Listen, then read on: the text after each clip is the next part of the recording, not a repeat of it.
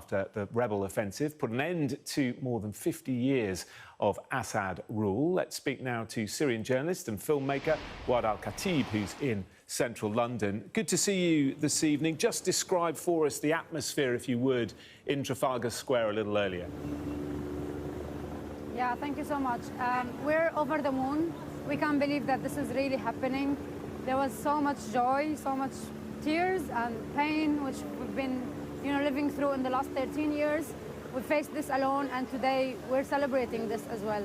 It's just unbelievable, and it's a remarkable moment, not just in the history of Syria, but I think for the whole region and for so many other countries who were, protesting against their dictatorship. This is a win for humanity.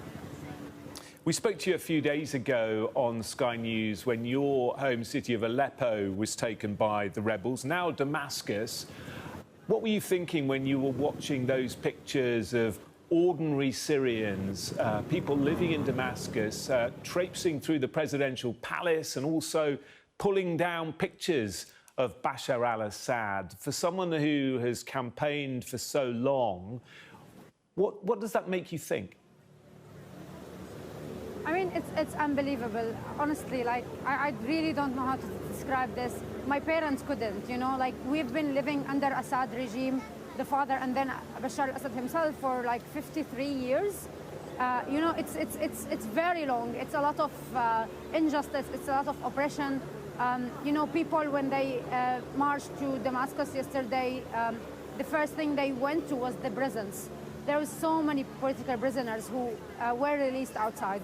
The footage that coming out from there is just so painful. People couldn't believe that they are getting out, to be released, to be free again. The first couple of people who went into the central square in Damascus, they were just civilians, like young women and men like me who just went there and they saw that there's no more army, there's no one there. And, just the footage coming out from there was just something, I think, beyond anyone who can believe. I haven't slept until now. I think so many Syrians haven't done this yet. We don't want to sleep. We are worried that, if we slept, maybe we'll wake up and it's going to be a dream. We don't want it to be a dream. This is the reality of our situation now, and we're just so happy for that. You made a very powerful documentary about the plight of the people in Syria. There was a very moving part where you decided to leave your home in Aleppo. You're happy, you say, but are you also nervous about what the future brings? After all, it's been so long that the Assad family have been in power. Do you believe a democratic future is around the corner, or are you nervous that these rebel factions will begin the violence once again? I think everything on the ground today, everything these rebels are doing today is just very surprising, even for us.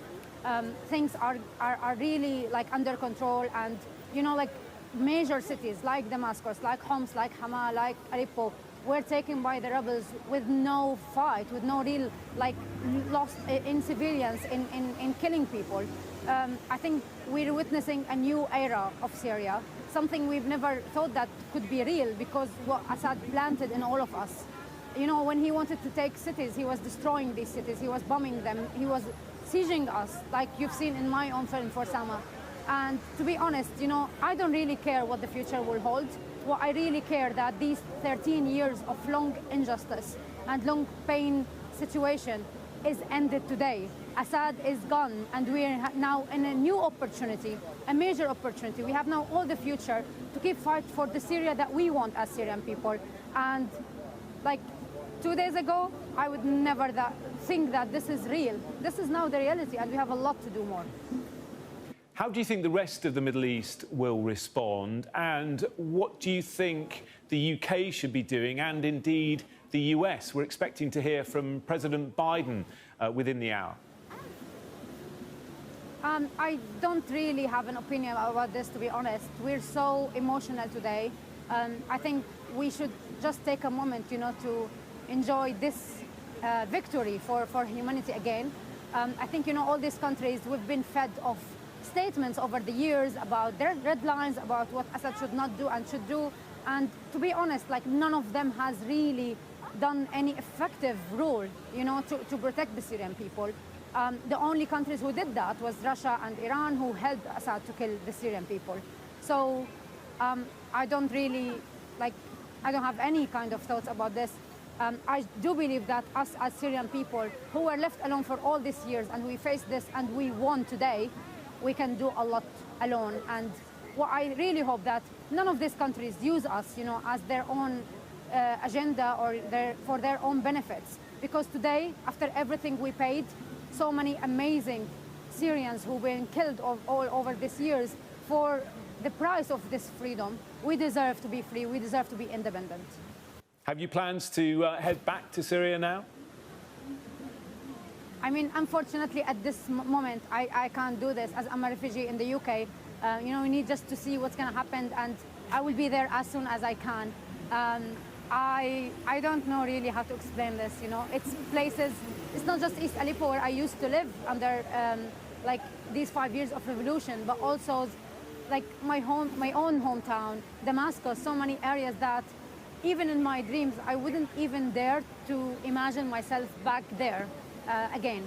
So I will be there with my family, and I hope to invite you all to come to Syria. OK, we appreciate that. Wad al-Khatib, Syrian journalist and filmmaker, thank you so much.